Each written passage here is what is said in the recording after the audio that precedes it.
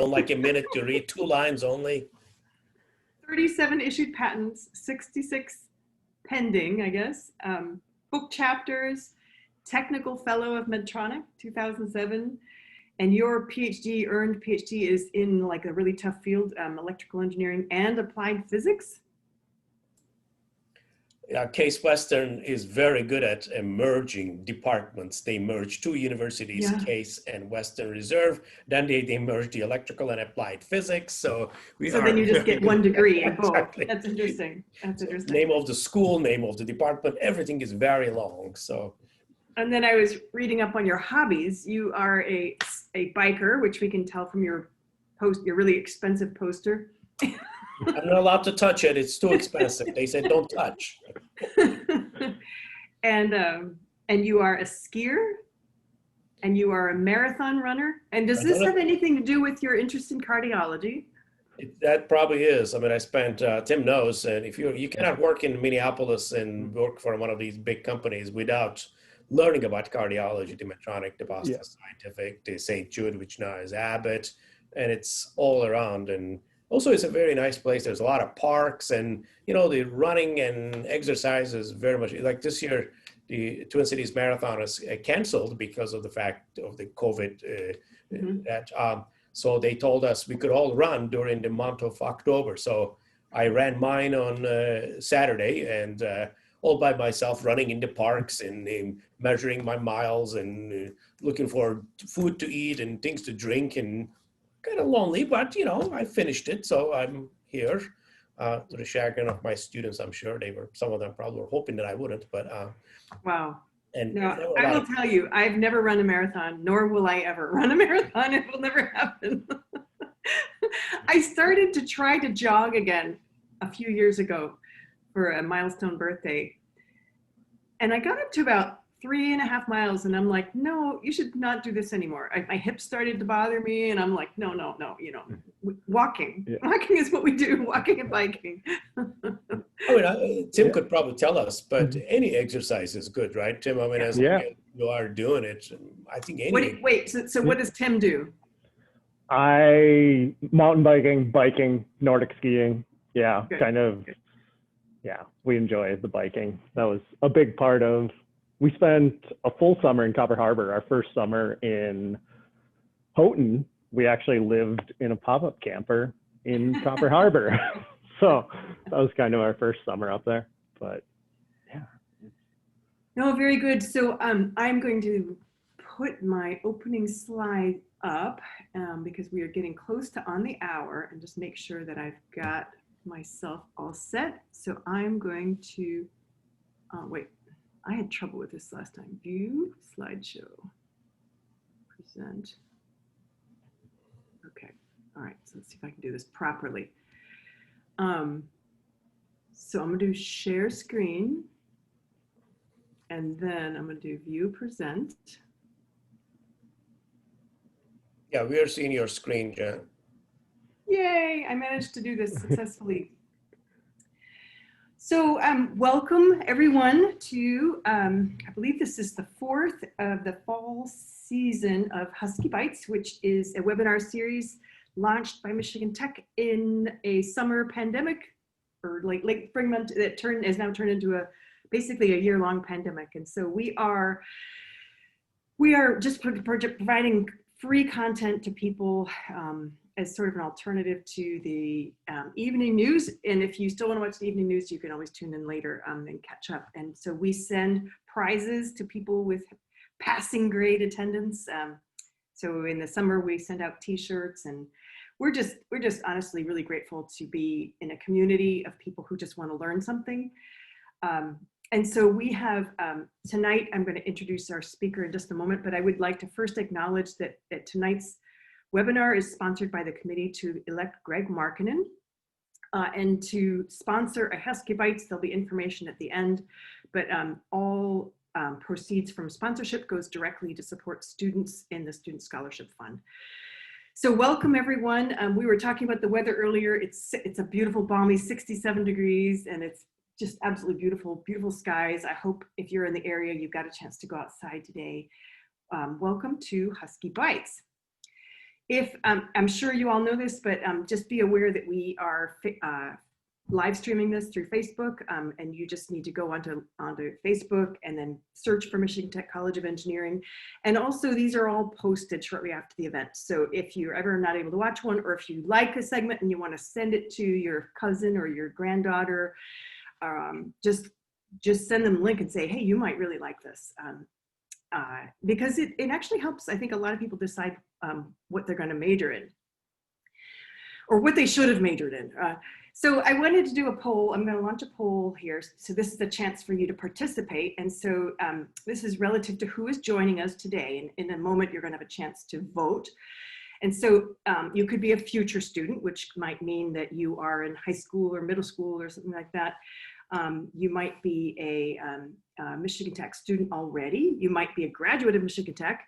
You might be a faculty or staff member of Michigan Tech. You might be a friend of Michigan Tech. Family of current or future students, or just somebody who's curious. And so we've got about 55% of the folks attending here are graduates of Michigan Tech. We have about 17% who are Michigan Tech students, about 5% future students, 5% family, about 6% curious people, and about the same who are friends of Michigan Tech. So it's always nice to know who's with us. This is, I'm gonna go ahead and end this poll and share the results quickly. And so thank you for joining us again. So we changed the format from summer, as you probably know if you've been joining us. And so we have a kind of a co-host. So I'm going to introduce the co-host first. Our co-host tonight is Tim Kolesar. Tim is a graduate from Michigan Tech's Department of Biomedical Engineering. So he is a biomedical engineer. He also, prior to that, he earned a medical doctorate degree. So he's an MD, and prior to that earned a BS in human biology from Michigan State. And so his career has brought him through that trajectory, and now he's a quality engineer at Abbott. And so it's also awfully nice to have you here, Tim. Tim has had classes with Orhan, so he can tell us some war stories of the really difficult professor, that Orhan Soykan is. And so tonight's speaker, so I'm going to stop share so you can start sharing, Orhan. So I want to introduce tonight's featured speaker, who is biomedical engineering faculty member Orhan Soykan, who there's so much I could say about him. So Dr. Soykan has a PhD in electrical engineering and applied physics. He is a technical fellow of Medtronic. He commutes to Houghton from Minneapolis in his own plane, which is a Mooney, and some people might want to ask questions about that. He has 37 issued patents, 66 published or are in the works. He is a biker, a cross-country skier, a marathon runner, and of course, a pilot, as well as being a professor of practice at Michigan Tech. And so, Dr. Soykan, Orhan, I would like to turn it over to you to teach us something about prolific invention. Well, thank you, Janet, and I appreciate the opportunity to present today. I would appreciate if someone can confirm that you can hear my screen. We can see your screen. We are seeing also, yes. Excellent. As Janet said, we're going to talk about inventions and how to become an inventor, but maybe I thought we should first ask the audience about some questions, how they follow this field. So we're going to start with a question, as Janet mentioned, and Tim unfortunately would say, I tend to bother students constantly with questions. So here are our first questions. What do you think, how many patents you think are issued so far in the United States total? And so the choices are 1 million, 2 million, 5 million, 10 million, or 20 million. All right, and using my scientific reasoning, I'm going to choose B, because B is usually the right answer. I'm just saying. Very scientific. Thank you, Janet. Well, and it looks like people think 10 million. The popular choice is 10 million with 38%, and then we have 32% at 20 million. And hardly anybody fell for the smaller numbers. They know that we're all very creative and innovative individuals in this country. So excellent, excellent. What's the answer? Yes, well, the answer is the audience is correct. The audience guessed it very correctly. It is, in fact, 10 million. The number of patents have been increasing steadily over the years. And as you can see from the slide, the number has increased. And I noticed that many of the attendees are engineers, so they will know that when you look at a slope of a curve, that tells you how fast things are happening, and steeper it is, faster it is. So we are getting more innovative. We are filing more patents, and it's even more importantly, those patents are being issued, and the numbers show that it's in 10 million. I worked very hard with my patent attorney. We tried to time one of my patents so that we can get to 10 million, but we were nowhere near. Didn't get the 10 millionth patent, no. I know, it would have been so cool to be able to brag about it, but didn't work. Okay, well, how to become a prolific inventor? I was asked this question. Unfortunately, my boss's boss is the one who asked the question. I said, before I could finish it, she said, okay, then give a talk about it. Well, the simple answer is I really don't know how anyone could become a prolific inventor. A prolific inventor was Thomas Edison. I don't know how I can become a Thomas Edison, and I don't think I ever will, but I don't think actually anyone knows. This is like, how do you become a good singer? I don't know how to become one. You just become one. And there are things we can talk about it today, but I am not sure that anybody, although if you go to Amazon, which I made the mistake of, and punched books on, many showed up, and it was a mistake. Now I keep constantly getting advertisements about that. So somebody invented a way to find out what I'm looking for and bombard me with it, including inventing for dummies. I was going to purchase it, but I figured probably waste of money. So you're going to say, if it is in fact he doesn't know anything, why should we even listen to this man? So I guess Michigan Tech picked me to give this talk, as Janet mentioned, that I have some patents, some issued, some waiting. And I was very fortunate to work at a very nice company in Minneapolis. Those of you from Midwest may recognize Medtronic is one of the world's leading medical device companies. Tim is working for another one, also is a very reputable and a very encouraging environment. And in a place like that, you focus on technical work if you wish, if you want, very rewarding. So I was very fortunate to be able to do that. And that environment probably fostered my ability to invent. Prior to that, I was at the Food and Drug Administration, which is where also government funding helped me start some of my activities. And again, I think the one thing that I think Janet decided is some magazine made a mistake of listing me, I guess, with one of the inventors for Minnesota. Minnesota actually tends to be an area where there is a lot of high-tech companies in both in the medical devices as well as other areas like 3M is based. So there's a very innovative environment, and maybe this is a bit politically incorrect thing to say, but no, don't say it. Don't say it then. Don't say it. Don't say it. I'll say it. Minnesota is a state where we get a lot of students. Total, Right, like tons of our students come from Minnesota, and it's a hotbed of invention. Totally. Very true. And the other thing that we always say here is that cities is where the ideas go to have sex.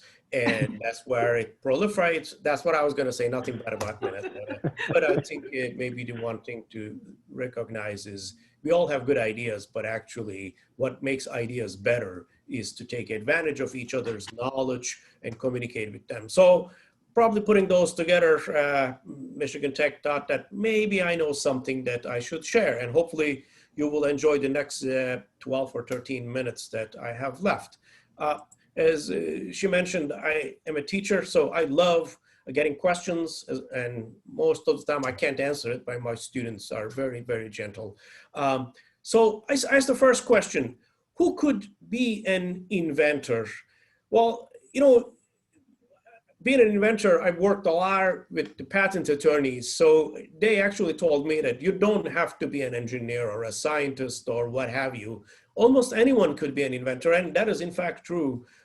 This actress, Hedy Lamarr, I don't think I ever seen any of her movies, but she is well known as an engineer who invented quite a few things, and one of the things that we're still using it, a concept called frequency hopping spectrum technology. I don't even know how to say it, let alone understand it. But it is actually the basis of Bluetooth. And my students just 2 weeks ago suffered learning about how Bluetooth works for medical devices. It was invented by this lady. I don't think she's with us anymore. I did not know that. I learned something tonight. Yeah, and I think that goes on. Children tend to be very, very innovative. As I lived in Japan, Janice, you and I were talking about it. I spent a year, a phenomenal place, also was very high-tech area. They have a very good saying. It says, on the eye of the master, there is one solution. On the eye of the novice, there are infinitely many. And so I think young Wait, people, say it again. I know, sorry, you only paid for once.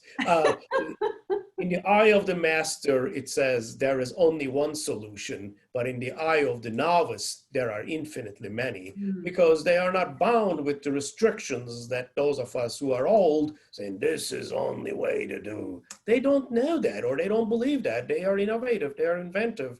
So the Bombardier, most of you would know, especially if you are interested in aircraft, was an innovative Canadian. He invented snowmobile, makes sense.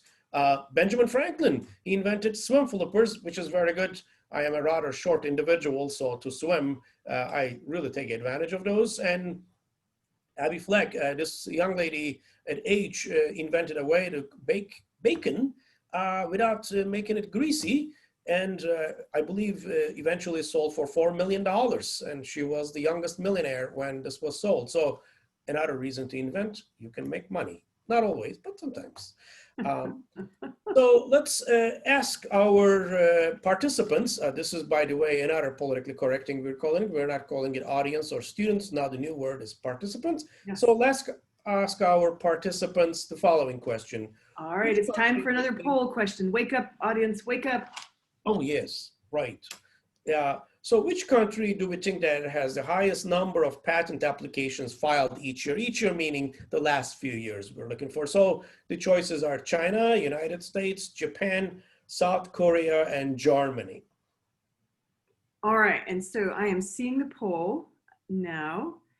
And so ignore number 2. I think it's a leftover from last week.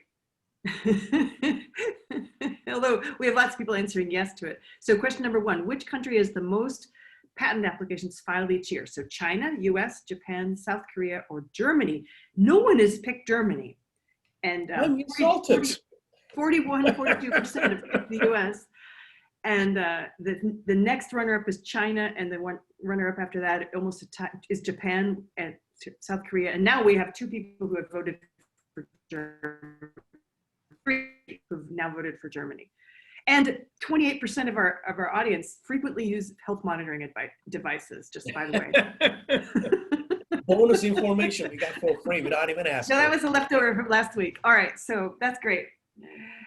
Yes. So yeah, US. We all vote, like the audience basically voted for the US. So what is the answer? Well, the answer is shown on slide number 8. As you would imagine, China is filing the last multiple years, about, I believe it's the last 5 years, more and more number of patents. And this, I think, is going to bring us to another realization. First of all, it's a larger country, and industrially, they have the base for manufacturing.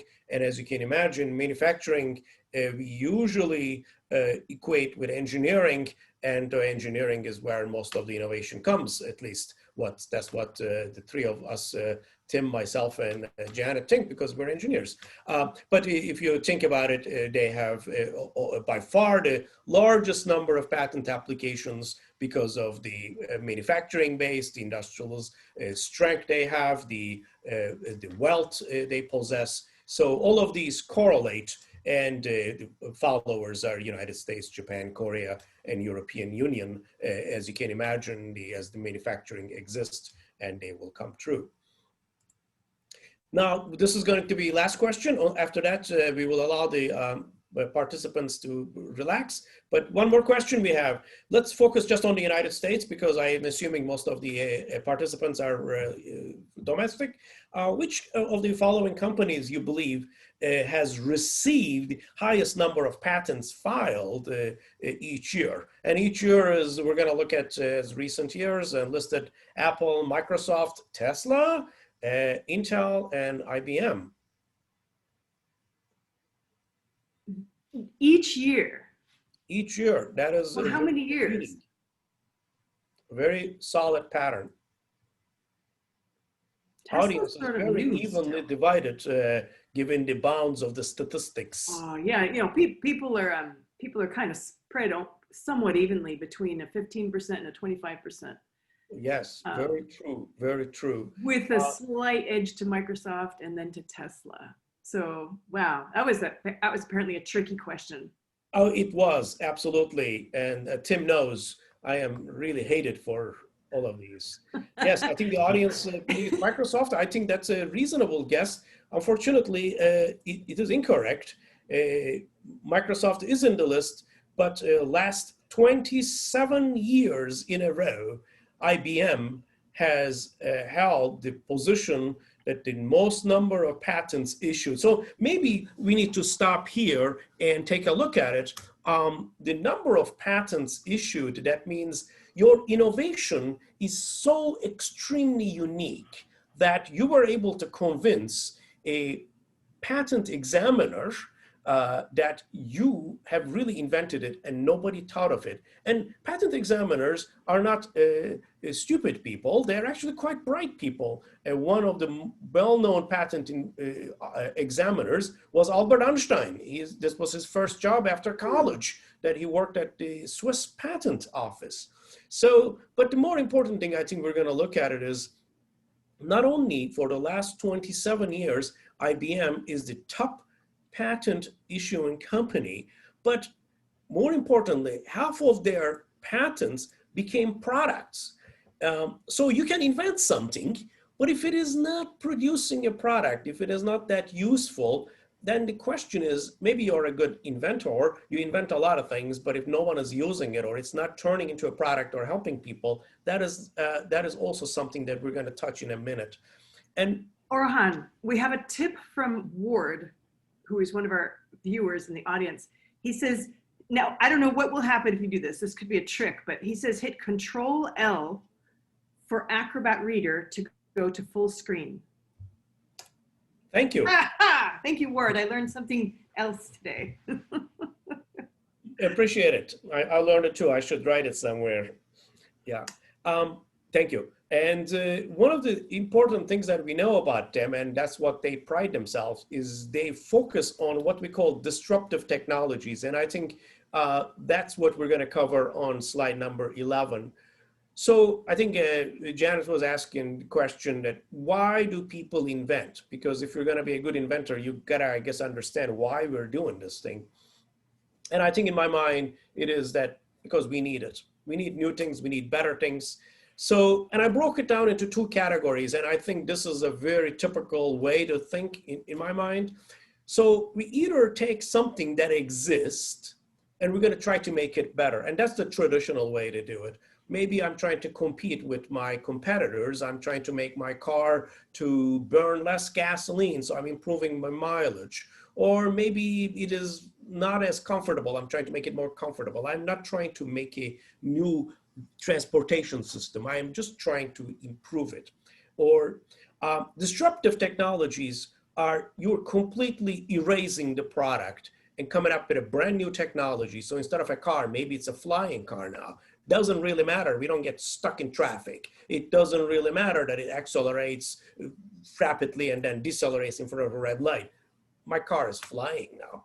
I don't have red lights to deal with it. I will leave that to the other people to fight over it. So I am replacing it. And that is more the direction that we started to go in the second part of the 20th century. So you will see more and more the demands is to replace an old technology which may be polluting. So we're trying to move to electric cars or maybe move into hybrid vehicles, or we're trying to think of ways that we could not even need a car. We could do video teleconferencing just as we are doing it now. We're not asking you to come to Michigan Tech campus. We have a new technology. So we eliminate competition and we increase our revenues because now no competition, it is all ours. Because if you think about it, a patent is an expensive thing. Making a new product is an expensive thing. There must be money in it. So if you're going to invent, there must be money in it to invent. Otherwise, why would you do so? Is money for you, your employer, or what have you. So if you're an inventor inventing many things, you're making money either for you or whoever is paying you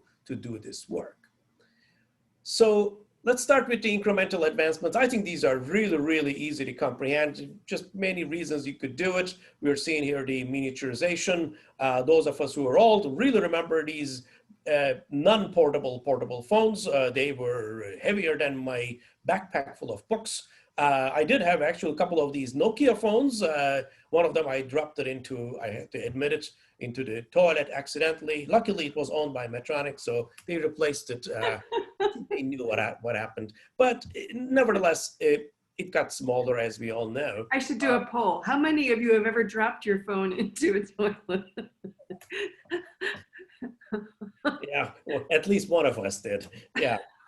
I hope no one from Medtronic is watching it. We have a few people with their hands up in the attendees now. Oh boy. There are other, oh well, one more person. I'll just say the iPhones, they're waterproof now, so you don't have to worry so much about that. See, that would be a disruptive technology, right? I mean, you will basically make it, right?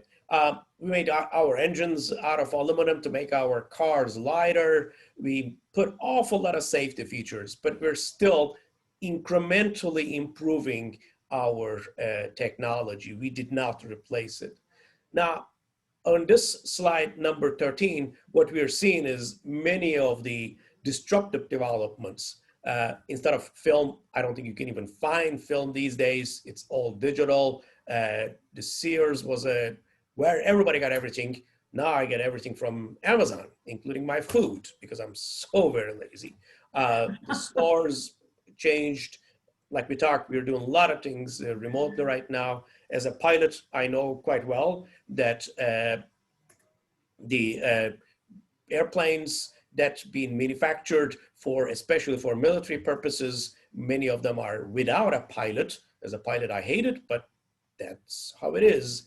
And probably something that Tim and I know and live through it is in the medical area, that a lot of the surgeries that used to be done as a full surgery is now done in the catheter lab. We have many advantages to do this because less invasive for the patient. It is a lot cheaper, much less risk, and much more positive outcomes that we get out of it. So these are disruptive technologies, and that's where the money is. Literally, you get rid of the old, out with the old, in with the new, and you are the new. Is this making sense? I mean, I think this is why we really want to. It is.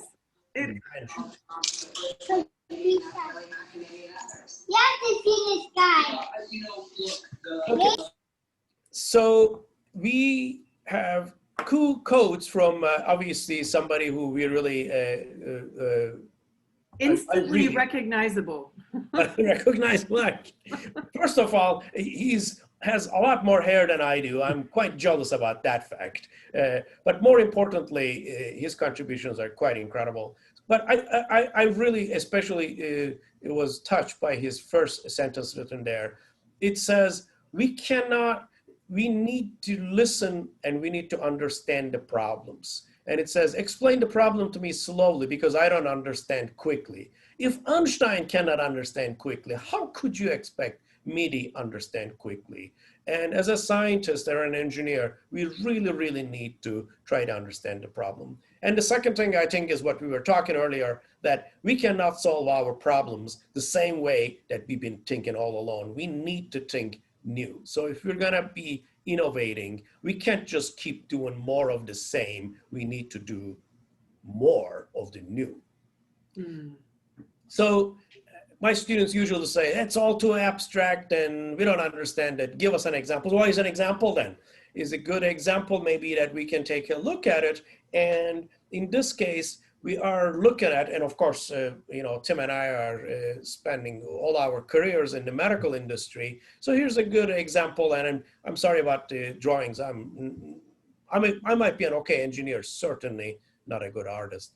But we're going to try to treat a patient, and as you know, the heart disease is one of the most common diseases, and it's a huge target for the medical device industry. Why? Because first of all, large number of patients are being impacted, and second, these people are in their 50s and 60s. If you think about it, they must be healthy. Ooh, they are healthy. Otherwise, that means they are working. That's also a very good thing to know. They are working, that means they have insurance. Oh, that's even better, because if I can come up with a therapy, someone shall pay. And they are fairly young. That means they are going to likely to survive. Therefore, I will get paid. And as we talked earlier, it's all about money. So let's see what we can do to help this individual who, just like me, probably been eating a lot of McDonald's burgers and so on and so forth. And it tastes good, by the way.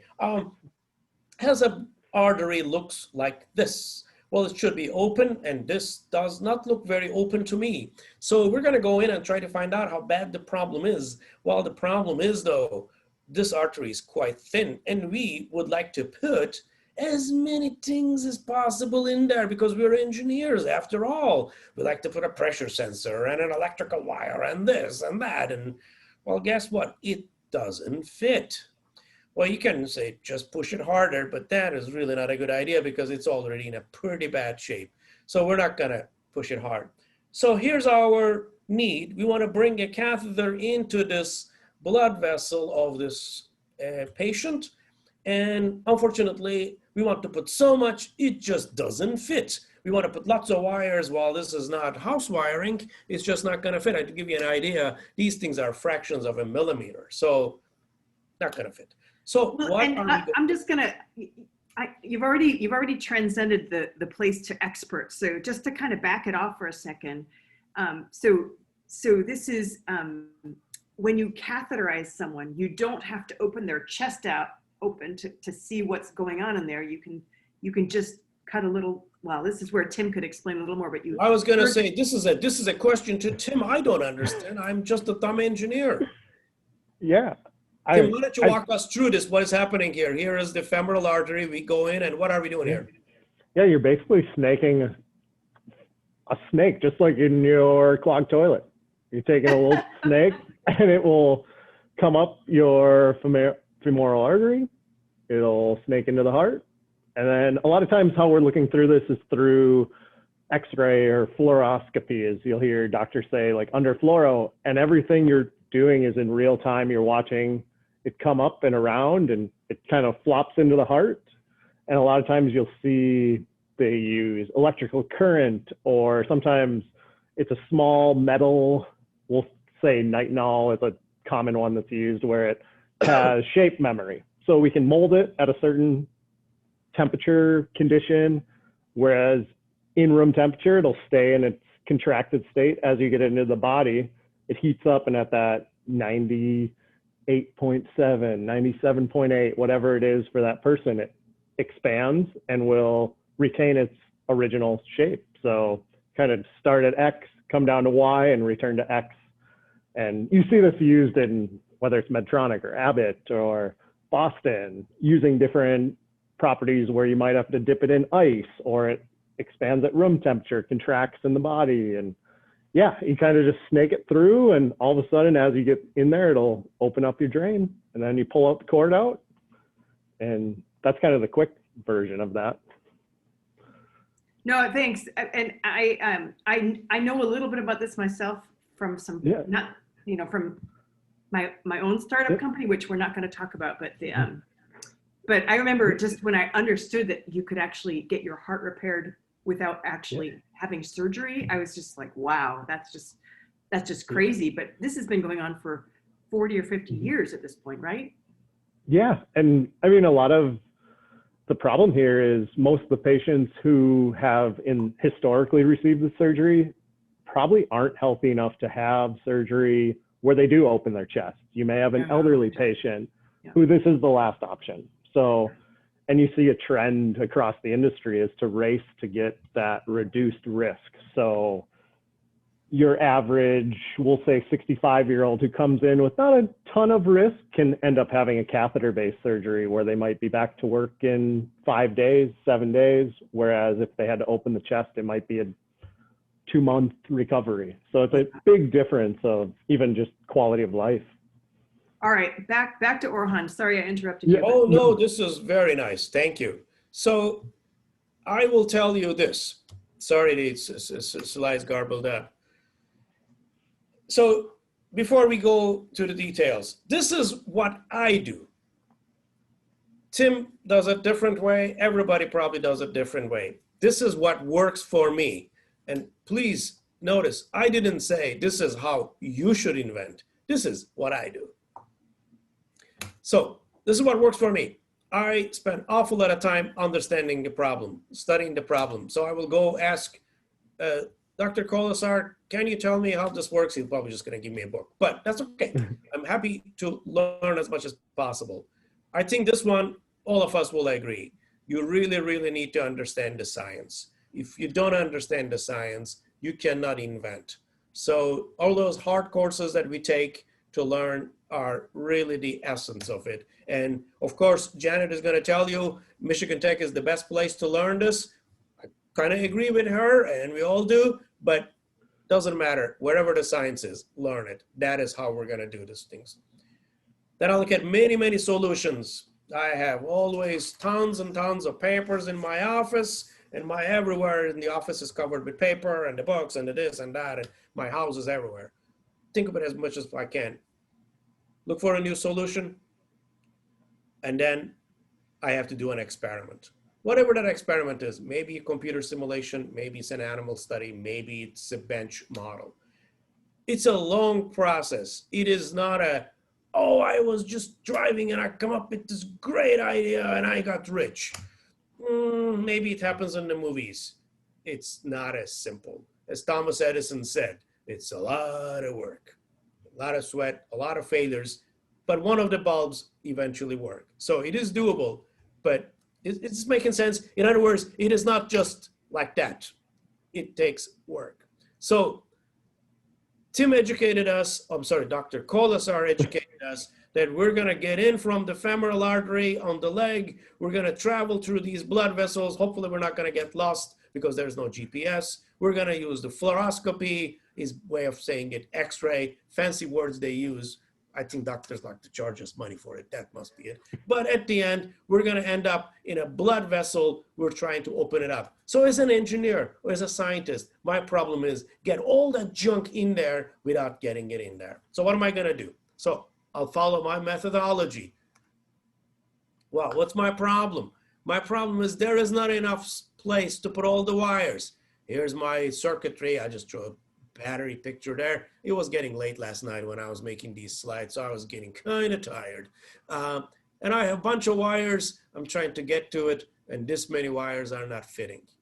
What I want to do is not get wires in there. What I want to do is I want to make a measurement. I want to measure the blood pressure. I want to measure the electrical conductance. I want to measure something. Those wires are not need to be there. What are people doing? What is Dr. Kolesar doing when he has a patient, or his colleagues? What are they doing? They put one catheter, pull it out, put another one, then pull it out, put another one. Well, that's a lot of money. That's a lot of time. And very likely they're going to damage the blood vessels. Ooh, I found the problem. What they are doing is really not a good idea. If I could do this with one wire, not 7, not 6, not 5, just one wire, you're going to say, how are you going to make an electrical circuit with one wire? We learned this in the middle school. It goes from one wire of the battery, goes around, and it has to come back. At least you need 2 for the power and this and that. That's where we need to invent. Is this making sense? What we need to do is we need to figure out how to do what everybody tells us can't be done, but we need to do it because we know enough science and engineering. Once you make that decision, the rest is doable. Rest is the patent. Rest is the invention. Rest is the solution. What we did, it doesn't really matter. It's published, so I can tell you, it's no secret anymore. Anybody who has internet could download this patent and find out me and my buddies came up with.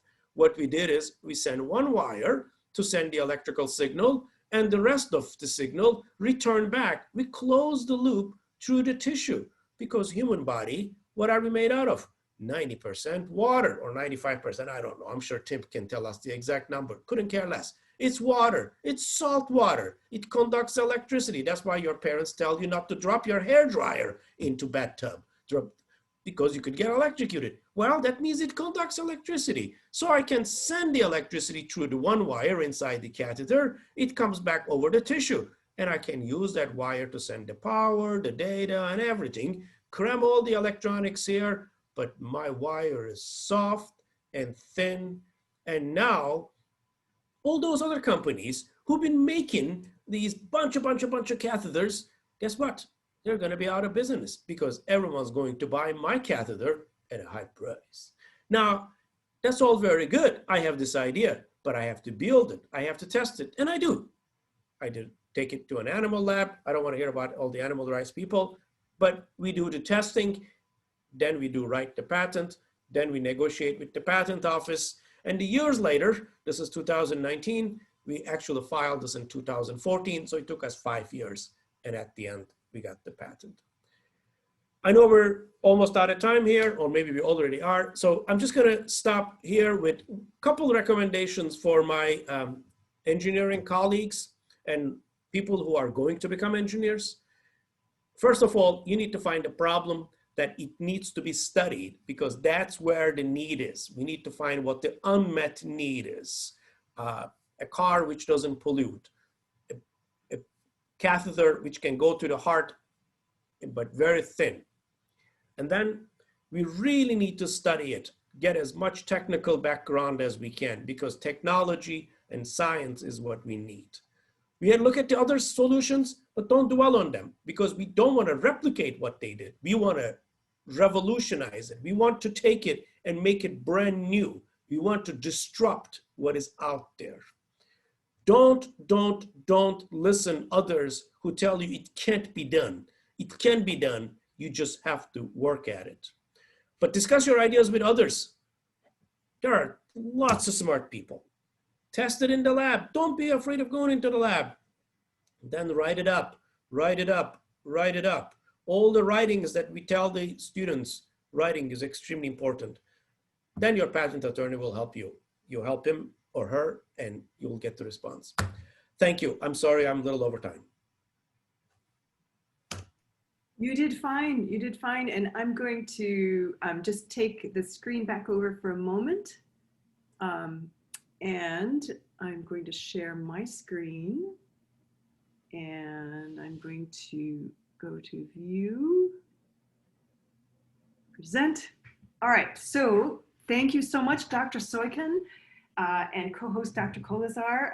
I want to, first of all, I want to encourage the audience to start loading in questions in the Q&A. We already have 10 open questions, and we're going to go ahead and take time to answer them. We will wrap it up at 7:15. I've decided that's our hard cutoff. Because some of them have been going to 7:30, and I'm like, I'm just too hungry by then. So 7:15 is our hard cutoff. So load your questions in the Q&A, and then I wanted to again just absolutely thank tonight's sponsor, which was the committee to elect Greg Markkinen. And I also wanted to say, if anyone out there is interested in sponsoring a Husky Bites webinar, you can do it anonymously, or we can name you whatever you want. The whole purpose of sponsorship is just in order to support students who attend Michigan Tech. It goes to the General Scholarship Fund for all General Fund for all students at the university. And then you can just send an email to engineering@mtu.edu if you want to do that. Coming up next, we have Assistant Professor Eric Herbert, who is an expert on lithium-ion batteries and kind of some of the issues, the technical issues that surround them. And so the title of the talk is Holy Grail Energy Storage on the Nanoscale. Co-host will be alumnus Ivor Anderson, who earned his PhD in 1975 and who is a senior metallurgist at Ames Lab. And so this is going to be by, material science and engineering focused. That's one of my fields of study. And now it's time for Q&A. So I'm going to stop sharing so that you can see us and that we can answer your questions. So Tim, you should be able to see the questions. Tim, you should feel free to chime in and answer some of these questions. We got a few comments about people's cell phones falling in the toilet or lakes. So I think I'll take some of those first. So Anonymous says, mine missed the toilet, but made the lake. I've been there. Yeah, I know. I was going to say, yeah, I have done this. I did not do this on purpose, but it certainly did happen to me. And so it happened to Tim. It happened to Orhan. It's happened to us all. That's 100% of the webinars. So I'd like to take the question from Phil. So this is enjoying this webinar on patents. Phil has a son who is in his first year at Tech. His grandfather and great-grandfather hold several patents. His great-grandfather, so the most recognizable one of these patents is the one for the split shot shinker. I think he meant sinker, split shot sinker or shinker, I'm not sure, used by fishermen to weight the line. How cool is that? Phil, you're gonna have to send me that patent. We got to get that up on we have to have the news blog about this because that is just ultra cool. So send me an email, callahan@mtu.edu. I would like to hear more about that story. All right, and then I want to start with Eric's question. So from the top, Eric had a question: what is the virus trend with in-person classes suspended? So right now, Michigan Tech is in. The lectures are suspended, but that's okay. It's kind of okay. It's not really okay, but it's quite workable because of the fact that nearly all the professors were already kind of doing some sort of hybrid mode anyway. The labs are still continuing, which is like the signature kind of piece of Michigan Tech. And I just want to point people to the Michigan Tech website, because you can actually, if you want to look at the testing rate every day, you can take a look. But we are scheduled to go back to lecture-based classes. I believe it's October 12th. But go to the Michigan Tech website because all the up-to-date information is there. And I'm certainly not I just want to point everybody to the website on that. And so, all right, so we have answered that one. And so this next question from, I don't know the answer to this question. What institution has been granted the most patents each year for the past 27 years? Well, I mean, I want to say Michigan Tech, but maybe that won't be true. And I don't know the answer. Yeah, I think that's a question I don't know the answer to unless, he tells us it's, I think many universities try it's IBM, yeah. Yeah. So he meant company or institution, I guess. So IBM. Inventors received a record of 9,262 US patents in 2019. Most patents ever awarded to US company. And as you said, Orhan, making the company's 27th consecutive year of US patent leadership. Oh gosh, and I think we have a few people here who worked at IBM. So Walter is commenting again about IBM, and he worked in the R&D labs, actively managing patents as part of the programs. And Walter is writing a book on some of the methods. So you guys need to kind of contact me offline. I would love to hear more about this. I would love to contact you. I have a couple of friends who are working in their Poughkeepsie facility in New York. And I mean, it's a very supportive organization for innovation and very forward thinking. Yeah. Well, and I was wondering when you were showing the slide on China, and there being so many more patents filed or awarded in China, the energy barrier for doing that must be lower, right? It must be easier or cheaper or something to make it I think there is a very good there's good discussion on that topic. I mean, a couple things happening simultaneously, right? First of all, there is a large number of people. I mean, the population is larger. There is a very heavy emphasis on engineering education, so there is large number of engineers graduating. So there is we all know that manufacturing really fosters this because you see what is being done, and so more manufacturing sponsors it. There's another issue that we're struggling with, that the translation is not very easy still, even in this day and age. The auto translators that we have with Google. So there's something very unique about patents, which we didn't talk. We college professors know we can publish a same article with minute changes to multiple journals, and it looks really good that we have so many publications, even though we claim they're all brand new and different. You can't do that with patents. As a matter of fact, if a patent is published in another country, you cannot patent it here because it is considered public disclosure that some German has disclosed it and did it. Now, it is very, very difficult for us to be able to read Chinese. I cannot. I lived in Japan and I can only read three things: yen symbol, where the toilets are, and where the elevator is. Those are the only three things I could learn after living there for so long. So we are unable to read and translate. So that makes it a bit difficult. It works other way around a lot better because of the character recognition and all that. So they have one more advantage in a speaking, right? For the language barrier works in a manner. But more importantly, one thing we also have to realize is just because you have a patent, it doesn't mean it is an enormous invention. A good way to look at it is that most patent attorneys tell you, if there are 10 ideas, only about one is worth patenting. And if there are 10 patents, only about one makes money out of it. That's, I think, is unique in IBM's case, that they are making money. So there might be a lot of patents filed in a country or a location, but it may or may not translate into an innovation, which just turns into a product which becomes a commercial success. So there is a difference. Am I making sense? In other words, just because you invented something.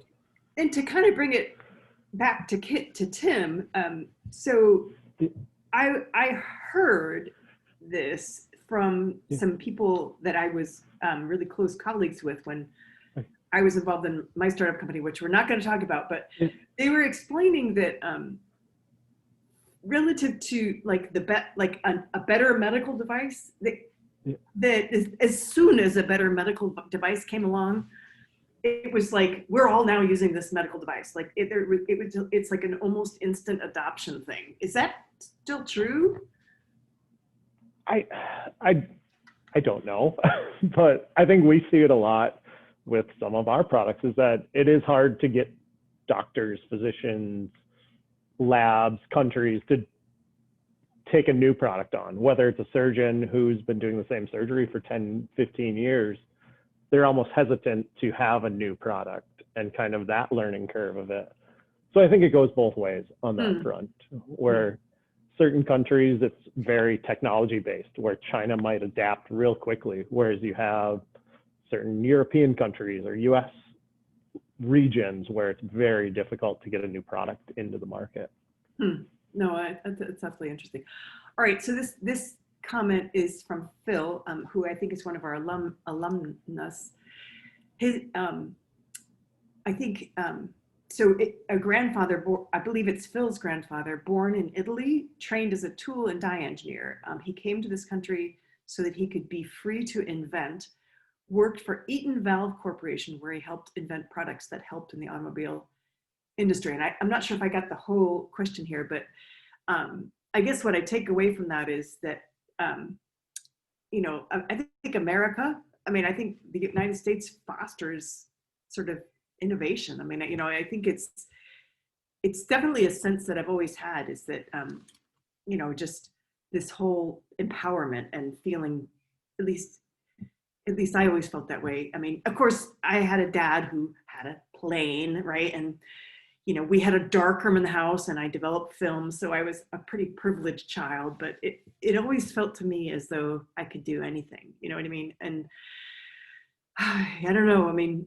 imagine if I'd been born 200 years ago in another country, it wouldn't have been the same experience, but it's an interesting and wonderful place. All right, this is from one of our attendees. So this is as a biomedical engineering student, what courses and experiences is Medtronic looking for? My goal is to get an internship with Medtronic and eventually work full-time there when I graduate. So this is a question for Orhan. Oh, that's a tough one because I haven't worked there for a year. I wouldn't be able to answer it. So I will probably defer it to Tim, but I think the thing I would want to say is anybody who wants to get a job at an engineering company, you can't go wrong by studying math and computers.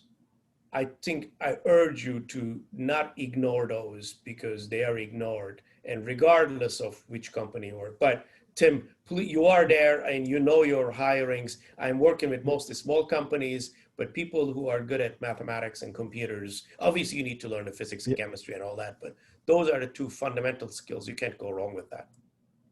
Yeah, absolutely. And going off of that, even research experience, we've talked about this in the past, any opportunity you can get into a lab, a volunteer, outside, that I think when we look at resumes right now, because we're looking for entry levels, that's number one. A student can come in and kind of talk about something tangible, something they really are passionate about. I think that's a huge. Tim, did you do undergrad? Well, you weren't an undergrad when you were here as an undergrad because you already had your medical degree.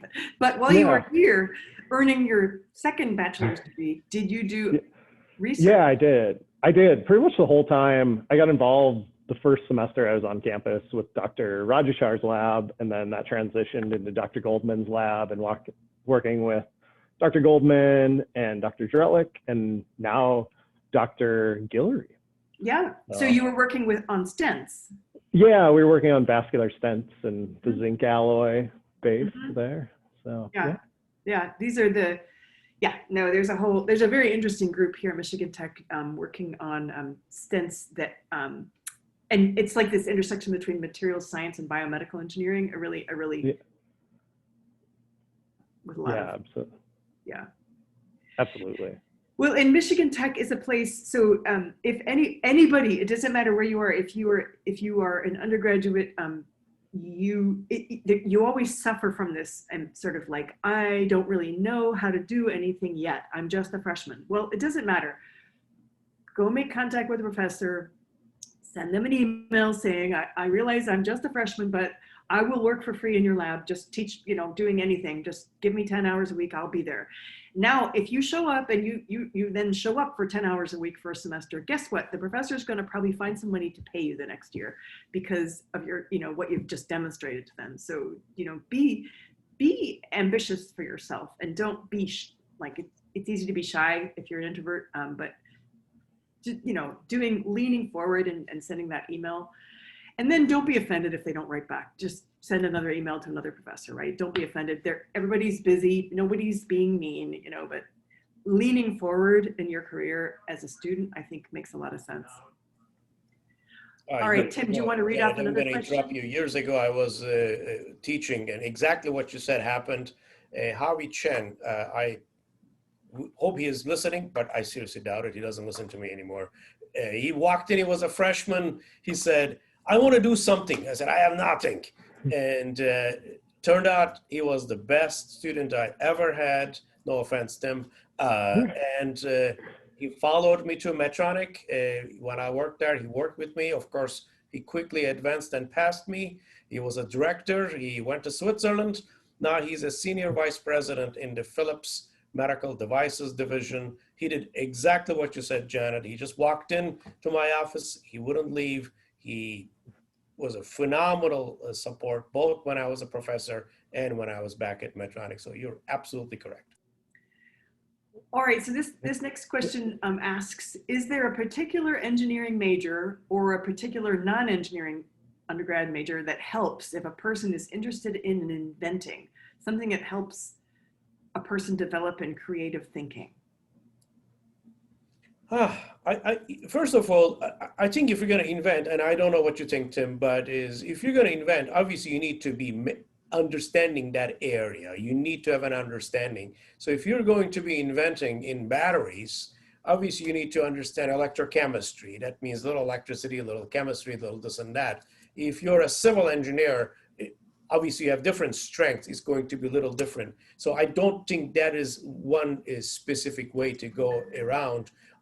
One thing we know, especially when it comes to people who are patent attorneys, they actually are not inventing themselves, but they're constantly working with inventors from broad range of fields. And they tend to be, the best ones tend to be the engineers. They are not the physicists or the chemists, or, I mean, there are some physicists and chemists and biologists, but by far the most successful patent attorneys are engineers themselves. And so I don't think you can go wrong with engineering. I'm not saying don't study physics or chemistry, but for being able to use science and technology, any branch of engineering is, I think, an open field. Tim, what do you think?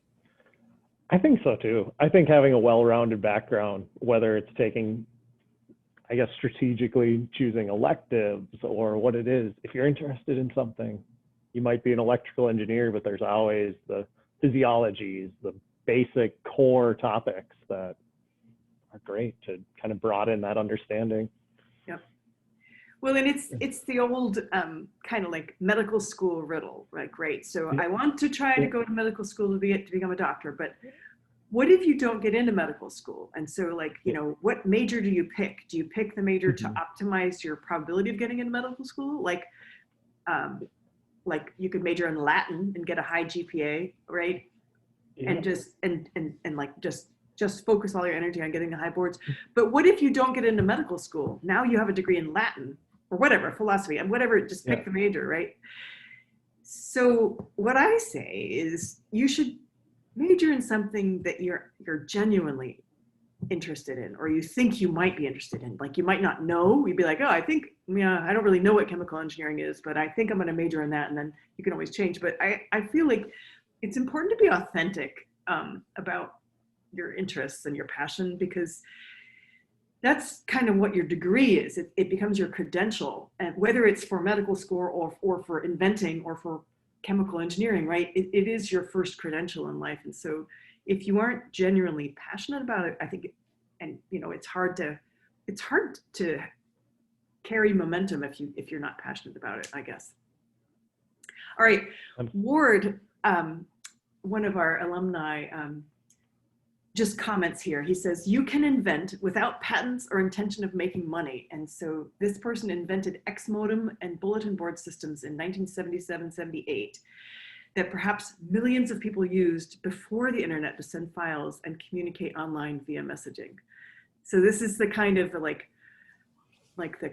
herald before before there were newspapers, right? There were people who actually made sure we knew the news before. That does happen, right? I mean, the geostationary orbiting satellites were patented. So this is a satellite that sits literally above you because it rotates at the same speed that the Earth does. Well, it was patented. The individual who did it was not trying to make money out of it. He just had the idea and he patented it. And by the time the technology matured and the patent was put out there, it was already expired, so you could use it. Another good example of it, United States government gets patents. The government employees, when I was a government employee, we did get a patent, but since it is paid by the funding of the taxpayers, that is open. Anybody can use it. So if a patent is owned by the United States government,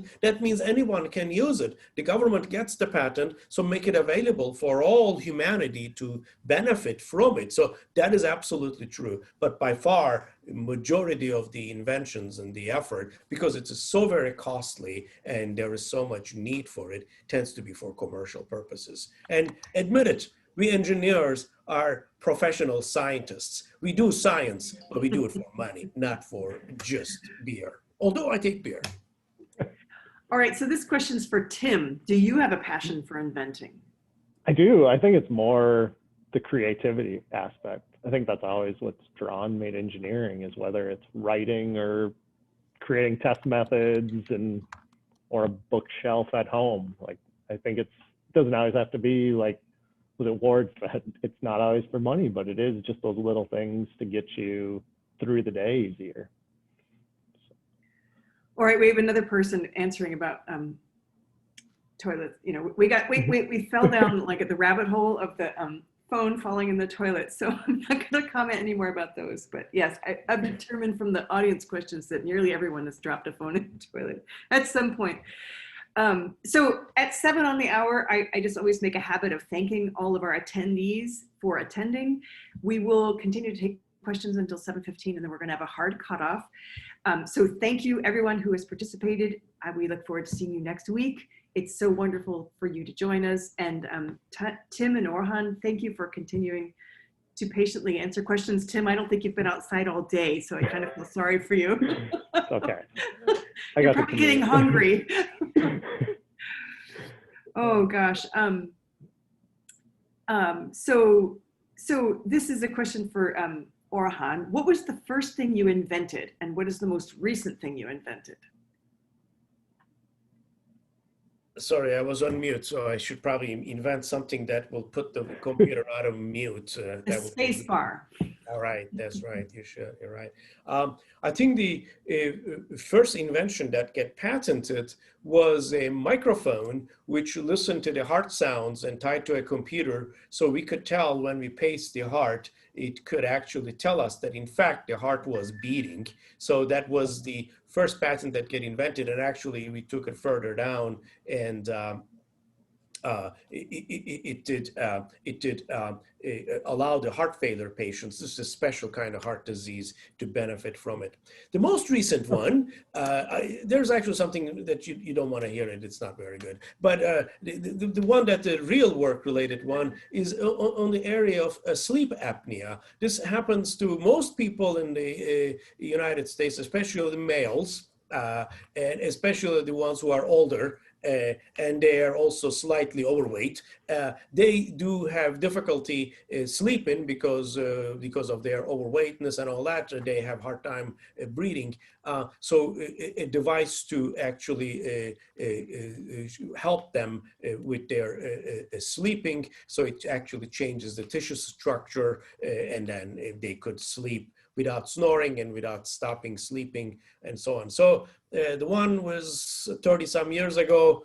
The other one is probably 30 days or maybe a couple of weeks, something like that. So yeah, it spans when you are working constantly, you're being faced or at least presented with challenges, right? For example, Tim is in the quality area, which is a very broad area, and he's constantly seeing people who are working on different problems, or in my case, very focused effort for a few years in one particular disease area. Before this, it was diabetes. Before that, it was dialysis, the kidney disease. Before it's cardiology, and so goes on. And in those areas, you spend a lot of time learning. Most of us, there's a rule says once you spend 10,000 hours on something, you become closer to understanding it. All right, so this is somewhat related to what you just said, Orhan, and Tim, you might have an opinion here. What is the most impactful or potentially impactful medical invention of the past 5 years that's been patented, in your opinion? Wait, I want to hear from Tim first on this. Yeah, Tim, I was going to say, please, you're the better one to answer that than I. Yeah, I don't know. Wow. I want to say something about diabetes. Yeah, go for it. You can, I'll think for a second here. No, we don't know. Yeah, there's so many. I think technology is finally catching up to ideas. I think that's potentially the most impactful, as you see so many more automations, and really even with the robotic surgeries, the minimally invasives. I think those are a group of inventions, but the minimally invasive surgeries have skyrocketed in the past 5 years. Mm-hmm. Well, and this is a comment from Walter, who points out there are 3 kinds of patents, and I don't know their names. many of the Chinese patents are utility patents. And so perhaps Dr. Soykan can speak to this. Yeah, I think that's a very good point. So first, the previous point, in my mind, I think the robotic surgery is really big because that's bringing the ability for the surgeon to participate in a surgery when the patient is not nearby. So I live in Houghton and I have had a ski accident. A surgeon who was really experienced far distance could help, and it's really making a huge difference, especially the troops in the field, that somebody from Walter Reed could actually do a surgery on a soldier who was hurt in Afghanistan or what have you. So I think that is huge. I agree with them. The robotics is making a huge difference, both for orthopedics as well as the catheter-based. Yes, there are three different kinds of patents. There are utility patents. That is what we talked mostly. There are design patents. That means you're looking at the shape of something perhaps. That may be like a shampoo bottle. We are not interested in innovation. In that case, the shape is very nice, it's very attractive, so on and so forth. So that's called a design patent. There's a third class, it's called the plant patents. They get their own special name. We don't talk about it because Michigan Tech is purely an engineering school, but in reality, we have a really good forestry department too, and very innovative, probably one of the best in the nation, and they have received a lot of plant patents. In that case, a good example of it would be some of the trees that the lignin has been taken out, so it's easier to get rid of it, so you can make paper without causing a lot of environmental damage, tomatoes that don't rot because of the Monsanto's needs, and so on and so forth. So there are three different kinds. That is correct. The majority of the Chinese patents are in utility. The second group is in the area of design patents. And that numbers are relatively similar in US, although we have a lot more plant patents as well because of the allowance of genetically modified food in the United States, much less in Europe because of the GMO restrictions they have. Well, and we have a patent attorney out there listening to us, and I would love to meet you. So feel free to, anybody, if you want to say hello to me, my email is callahan@mtu.edu. So this patent attorney fully agrees with your recommendations to fully write up your invention and work closely with your patent attorney. That makes the process go so much smoother. And so another reason to send me an email is if you want me to send you a mask, I'm happy to do that. I actually have a bunch here in my house and I just pop them in the mail. And because I love it when people are walking around with things that say Michigan Tech on them. So yeah, writing up. So my first PhD student, I won't embarrass her by naming her, earned a patent by discovering how to make nanoscale aluminum particles in an amorphous oxide through the process of ion implantation via reduction. So yeah. And she wrote it up, right? Because I'm like, wow, I think we should patent this. And she's like, well, what do we do? And I'm like, I think you have to write it up. So that's kind of how that one went.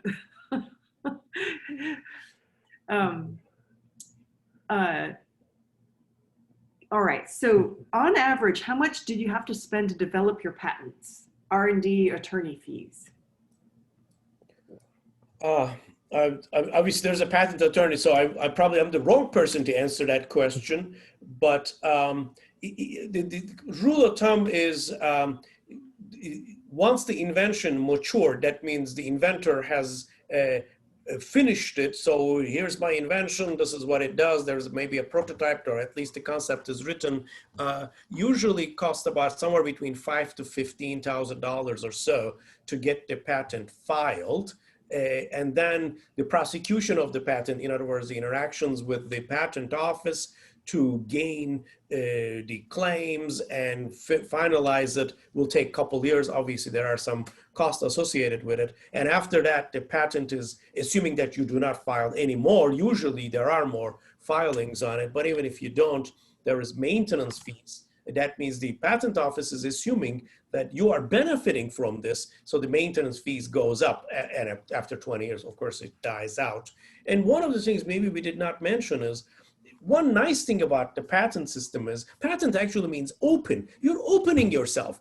That means you're telling people that this is what I invented. This is what it does. This is a wonderful thing. and in return, you get to keep it. It becomes only yours and yours only. But it also allows others to read and improve upon it. That's the beauty of the patent system. So the office is allowing this for to be known to all, for benefit for everyone. And if you want to use it, you pay for it. Well, and so for anybody who is interested in fish line sinkers, I've just posted Phil's, I forget if it was his grandfather or great grandfather, but it's a fascinating story about the patent for the fish line sinker. So you all have that in your chat thing. And so thank you, Phil, for sending that.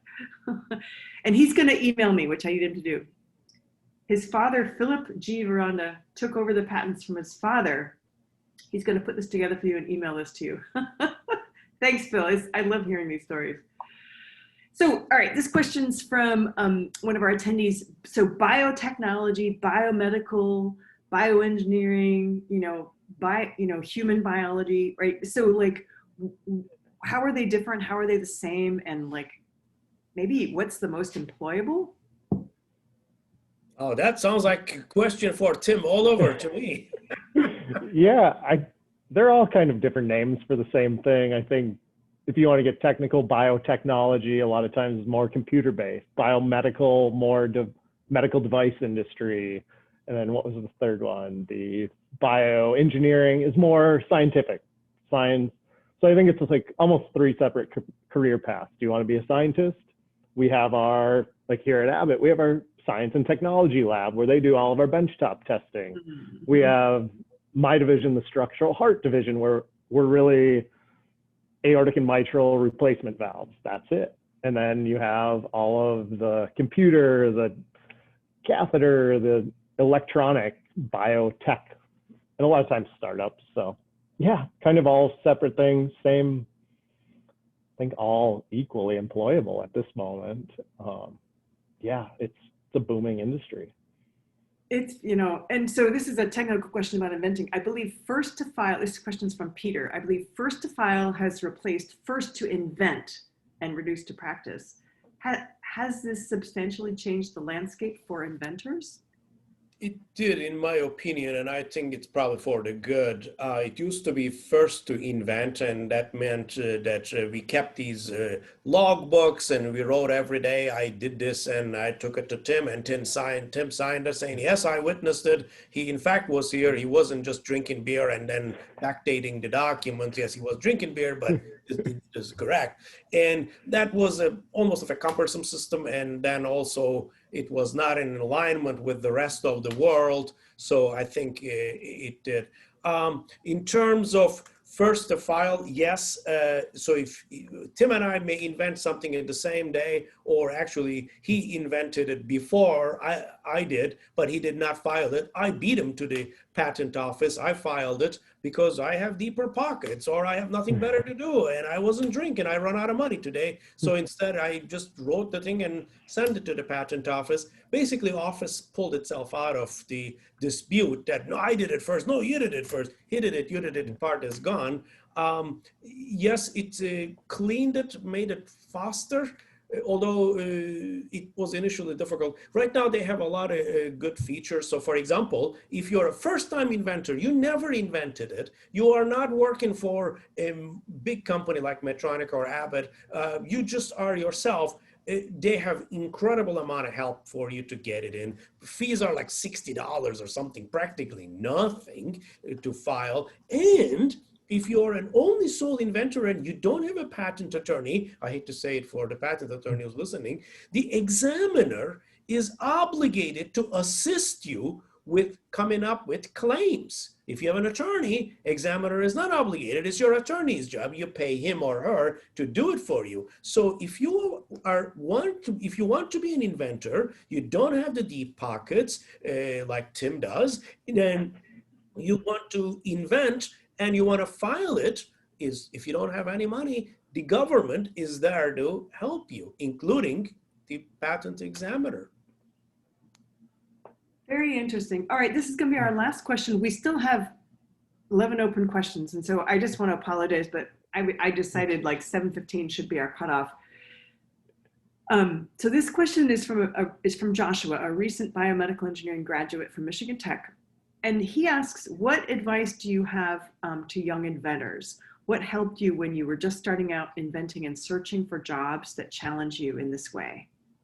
Yeah, that's a very good question, and I really appreciate it. I can't remember you. I'm so sorry, Joshua. Send me an email separately if you wish, and I'll love to help. I think two advice I'm going to give. First of all, I think one thing I said, do not listen to people telling you that it can't be done. It won't work. Don't listen. Work hard at it. It will work. Second thing, I really, really urge you that do not be too demanding on your own job search. Don't have a dream job that you want to have. Go take a job. I took a job at government. I worked at defense. I worked at military. I worked for Ronald Reagan building weapons. And not today, I'm not working in that field. But every one of them, I learned something and it did benefit me. So don't be too picky. Don't lower your standards in terms of your demands. I'm not saying go work for, trash hauler, unless there is something that you want to invent there. But don't be too restrictive. Anything you do, you learn something and it benefits. At least that's what I think. Tim? I think that's great advice. I think, yeah, everything you do, you learn something new, and don't limit yourself. And don't listen to people who tell you it don't work. That is not true. You can make it work if you work hard at it. Well, and the big ideas come from people who have done kind of what Tim has done in Orhan, right? So Tim has transcended 3 different fields, from human biology to medical doctor, and now the sort of more on the device side of things. That's where the breakthrough things happen, when people have those transcending skills. Orhan has a degree in electrical engineering and physics, right? PhD in these things.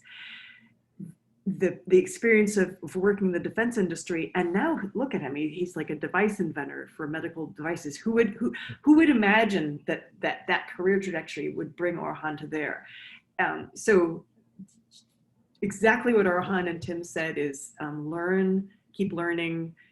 Don't be fussy about the job, just learn what you can there. Nearly everybody I've talked to who've invented things have had, it's been because they understood one field and then they went to another field and they understood that, and they were like, well, wait a minute, if we just did this to that, we would have this new thing. And so, wow, I'm so excited. It makes me want to go invent something, you guys. So Tim, biomedical engineering graduate from Michigan Tech, thank you so much for joining us. I'm so glad for your success at Abbott. Dr. Soykan, I wish I had been able to take a class from you. Sounds like you're a really tricky examiner. And audience, thank you so much for joining us for Husky Bites. And we still have 44 attendees. And I'm sorry we didn't get to all the questions, but hope to see you next week. And please stay safe and take care of yourself and your family. Thank you. Bye. Yeah. You too. Have a great night. Yeah. Good night.